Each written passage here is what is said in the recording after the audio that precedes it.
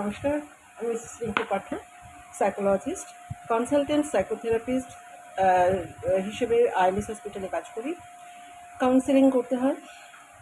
তো কাউন্সেলিং করি আমরা যারা কাউন্সেলিং করি এবং যারা কাউন্সেলিং করাতে আসেন, শুধুমাত্র তাদেরই নয়, আশেপাশেও যেরকম দেখছি, তো প্রচণ্ড গরমের দাবদাহ, তাতে কিন্তু মানসিক স্তর পর্যন্ত আমাদের এই ক্রোধের উত্তাপ কিন্তু কিছু না কিছুভাবে থাকছে।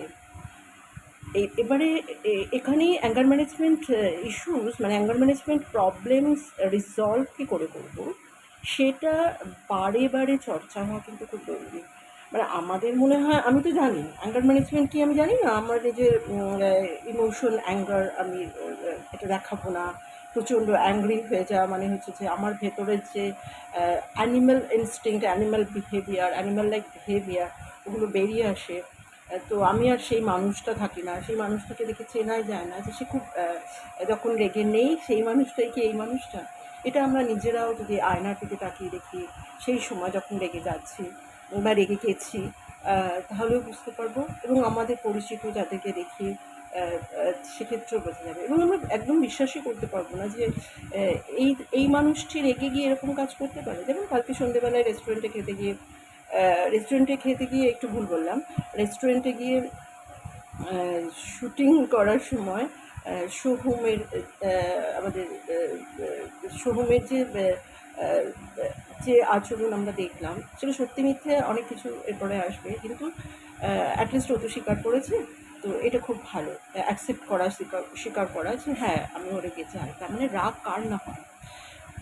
এবারে প্রশ্ন হচ্ছে যে আমি তো জানি অ্যাঙ্গার ম্যানেজমেন্ট কী করে করতে হবে। দেয়ার আর সো মেনি টেকনিক্স, সেগুলো একদম মুখস্থ, এবং আমরা সেটা করেও দেখাই। মানে প্রাত্যহিক জীবনে করি এবং মানুষকে পড়াই, শেখাই, ট্রেনিং দিই। সত্যি সত্যি কি নিজের অ্যাঙ্গার, নিজের ক্রোধ, নিজের গুসা, মানে এই যে রাগ, এটা কি আমরা কন্ট্রোল করতে সত্যি পারি? অকেশনালি কিন্তু নাও পারতে পারি, বিকজ আমরা সবাই মানুষ, সেটা যেন আমরা ভুলে না যাই। এবারে দেখো, মানে কেন আমাদের জানা সত্ত্বেও এই ভুলগুলো হয়, সেটা এই সাইকোলজিক্যাল চেঞ্জেসের ক্ষেত্রে একটা জিনিস কিন্তু ভীষণভাবে মনে রাখতে হয়। আমি কিন্তু এটা কিন্তু পাখি পড়ার মতো সবসময় আমার কাছে যারা আমার ক্লায়েন্টরা আসে, যেসব ছেলেমেয়েরা আসে, আমি সবাইকেই কিন্তু এগুলো বলি। সেটা হচ্ছে যে প্র্যাকটিস করা কিন্তু ভীষণ জরুরি। কাউন্সেলিং বন্ধ হয়ে যায়, কিন্তু নিজের প্র্যাকটিসটা কিন্তু যেন বন্ধ না হয়। এবং যারা কাউন্সেলিং, প্রত্যেকেরই প্রায় একজন করে কাউন্সিলর থাকেন, বা তারা কারোর না কারো ডক্টর, তাদের কারোর পরামর্শ নেন।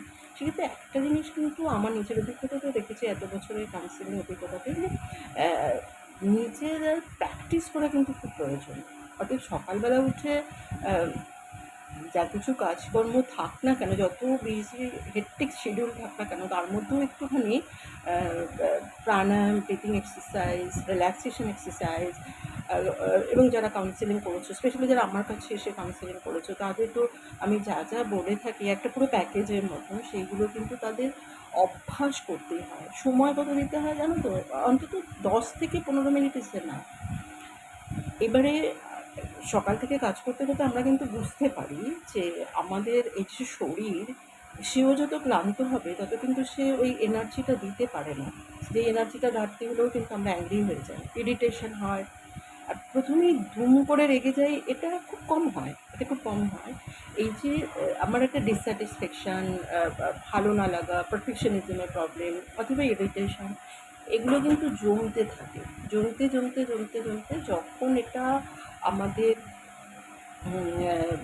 আমাদের হাতের বাইরে চলে যায়, তখনই কোনো না কোনো একটা ঘটনা ঘটলে আমরা তখন সেটা বাস্ট আউট হয়ে যায়, তখন কিন্তু আর কন্ট্রোল থাকে না।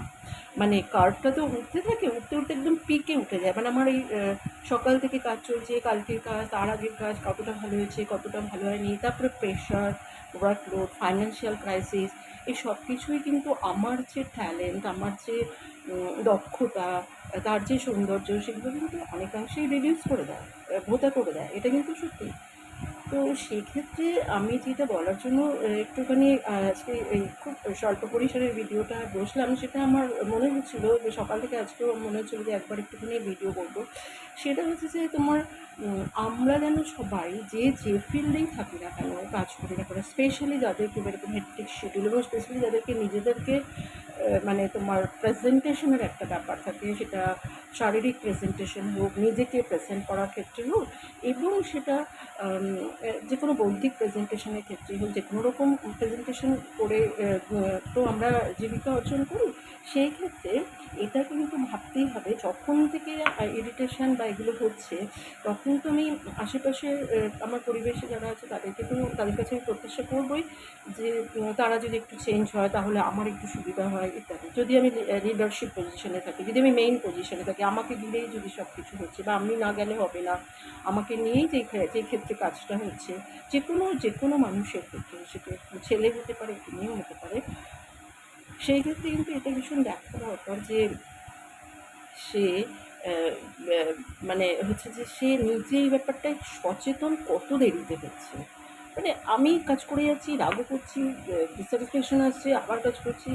অনেক সময় আমাদের হয়তো অনেক ঘন্টা খাওয়া দাওয়া হয়নি, অনেক ঘন্টা তো রেস্ট নেওয়া হয়নি, হয়তো রাতে ঘুম ভালো করে হয়নি। এগুলো সবই কিন্তু একটু একটু করে কন্ট্রিবিউট করে আমার রাগের যে কার্ভটাকে ওপর দিকে উঠতে, মানে চড়তে সাহায্য করে। হ্যাঁ, তো সেইখানটায় যত তাড়াতাড়ি আমরা নিজেরা নিজেদেরকে বুঝতে পারবো যে না, এরপরে কিন্তু কোনো ঘটনা বা কোনো আনপ্লেজেন্ট কিছু যদি হয়, তাহলে আমার পুরো এক্সপেকটেশন থাকছে বাইরের সব ঠিকঠাক হলে আমি একদম ঠিক, আমার কোনো অসুবিধা হবে না। ইয়েস, বাইরের লোকে যাই কিছু করুক, সেখানে আমার কন্ট্রোল প্রায় জিরো। আমি যা করবো সেটা আমার উপর নির্ভর করে করতে হবে। অর্থাৎ যা কিছু হোক, হ্যাঁ, এরকম তো আমাদের এখন একটা প্রচলিত আছে, যাই কিছু হোক সবসময় কুল থাকতে হবে। এটা কি সম্ভব? সম্ভব না। তাহলে সেটি সম্ভব যদি করতে হয়, তাহলে কী করতে হবে, ওই একদম পুরো অ্যাঙ্গার আউটবার্স্ট, মানে যখন বিহেভিয়ার স্টেজে যাচ্ছে তার আগে যে স্টেজগুলো থাকে, যেমন শরীরের আগে, তার আগে স্টেজটা তোমার থিঙ্কিং লেভেল, থট লেভেল, যেটাকে আমরা সবাই মন বলি, সেই লেভেলে, থট লেভেল বা ফিলিংস লেভেলে আমাদের কিন্তু নিজেদেরকে একটু টেক কেয়ার করা দরকার। সে একটু একা বসা, সেটা 5-7 মিনিট, 10 মিনিট, যেটা যার ভালো লাগে সেটা একটু হয়তো একটুখানি গ্লুকন-ডি জল নিয়ে বসলাম, যেরকম গরম, সেই গরমে যাতে কাজ করতে হচ্ছে। আমি জানি যে এইভাবে আমার যানবাহনের প্রবলেম আজকে হতে পারে, সেটা ডিক্লেয়ার করা হয়েছে। তো সেক্ষেত্রে আমি সেইগুলো অল্টারনেটিভ ভেবে রাখা, এবং আমি এই নিজেকেই সুস্থতার দিকে রাখা, সে কিন্তু আমার কিন্তু এর পরের স্টেপে কিন্তু আমি অনেক বেশি অন্যের উপর ডিপেন্ডেন্ট হয়ে যাচ্ছি। তাহলে অ্যাঙ্গার আউটবার্স্ট হওয়ার চান্সেস যত বেশি ডিপেন্ডেন্ট হবে তত বেশি থাকবে। So think in this way, একটু মানে একটু ডিস্টেন্স মেনটেন করা, ইন দ্যাট ওয়ে একটু মানে কী বলবো ওটাকে, একটু নিজের ইমোশন থেকে নিজেকে একটু সেপারেট রাখা হবে। তুমি অনেক বেশি বুদ্ধিমান তোমার ইমোশনের থেকে, রাগের থেকে যে তুমি অনেক বেশি বুদ্ধিমান বা বুদ্ধিমতী, সেক্ষেত্রে তোমাকে এটা মানতে হবে যে ওকে, আমি এতটা আমার এবারে রাগ হয়ে যাবে, থ্রেশহোল্ডটা ক্রস করে যাচ্ছি, টেক কেয়ার। তাহলে হয়তো অনেকগুলো রাগের ঘটনা আমরা সামাল দিতে পারবো, নিজেদেরকে আটকাতে পারবো। আর পুরোটাই যদি মনে হয় আমি একদম ঠিক, একদম পারফেক্ট, আমি ভালো, সবাইকে ভালো আমাকে বলতেই হবে, এই ভ্রমটা নিয়ে, এই ভুলটা নিয়ে বা এই প্রত্যাশা নিয়ে যতদিন বেঁচে থাকতে চেষ্টা করবো আমরা, বা কোথাও কোনো অন্যায় যদি হয়, সেটা যে করেই হোক আমি সেটাকে রুখে দেবো, বা আমার প্রিয়জন সম্পর্কে যেই বলুক না কেন, সে যেই হোক, আমি সেখানটায় নিজের ক্রোধ ধরে রাখতে পারি না। আহ, সেই সেই জায়গা অবধি না যাওয়াটাই বেস্ট। মানে এই থটগুলো কিন্তু তুমি এর থেকেও বুদ্ধিমান। এই যে থটগুলো তোমার মধ্যে আসছে, তখন তোমাকে কিন্তু একটু জানতে হবে, তার মানে আগে যে কারণে রেগে যেতাম সেগুলো নিয়ে একটু চর্চা করা, কখনো কখনো একটু লিখে সেখানে আধ ঘন্টা 1 ঘন্টা নিজেকে সময় দেওয়া, শুধু পড়ে ইউটিউব শুনে, অফকোর্স সেগুলোতে বিশাল বিশাল উপকার হয়, গুগল করে, বই পড়ে, বা কারোর সাথে ডিসকাস করে, বা একবার থেরাপিস্টের সাথে যোগাযোগ করে, বা নিজের আরও তো অনেক কিছু আছে, মানে মিউজিক শুনে, খেলা দেখে, দেয়ার আর সো মেনি থিংস, যার যার যেটা ভালো লাগে, ছবি এঁকে, ডান্স করে, মানে আবৃত্তি করে, জোরে জোরে আয়নার সামনে দাঁড়িয়ে আবৃত্তি করে 5-7 মিনিট আমি নিজের সঙ্গে নিজে থাকতে পারা, মেডিটেশন করা, একটুখানি বসে গেলাম। তো সেইগুলো চর্চাটা আমরা কখন করি জানো তো, যখন ঘটনাটা ঘটে যায় তারপরে। সেটা তো করতেই হবে। ঠিক ঘটনা ঘটার আগের স্টেজে কতটা আমি কনসিয়াস থাকছি, কতটা আমি অ্যাওয়্যার থাকছি about my my emotional outcast, yes, accept করে নেওয়া ভালো যে আমি কিন্তু চট করে বলে যাই। আমি অন্যায় দেখলে সহ্য করতে পারি না।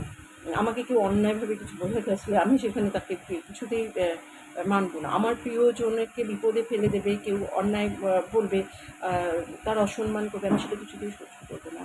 But you have to think, মানে ইজ ইট রাইট, অর মানে ৩ টে জিনিসের মানে কী বলবো, সাপেক্ষে বোঝা ভালো। একটা হচ্ছে পার্সন, আর হচ্ছে প্লেস অ্যান্ড টাইম। হুম?